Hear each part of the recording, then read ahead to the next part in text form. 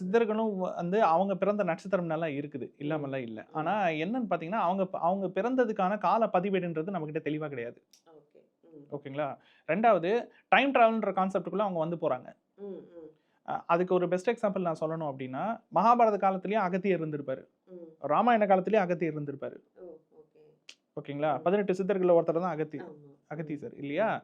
அதுல வந்து இப்போ வந்து நம்ம ஆட்கள் வந்து அடிச்சுக்கிறாங்க. எப்படின்னா, அகஸ்தியர்ன்றவரு வேற, அவரு சான்ஸ்கிரிட்டு.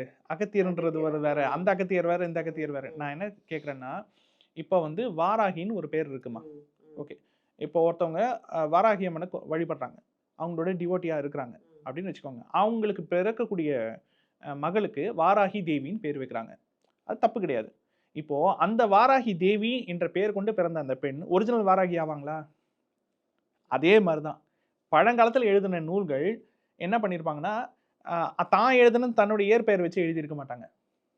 அகத்தியர் அருளியது, இந்த சித்தர் அருளியதுன்னு சொல்லிட்டு ஒருத்தர் எழுதியிருப்பாரு. ம். ஆனா அது உண்மையிலேயே அகத்தியர் எழுதுனது தானா? ம். போகர் எழுதுனது ம். தானா? ம். அப்படின்னு நமக்கு தெரியாது.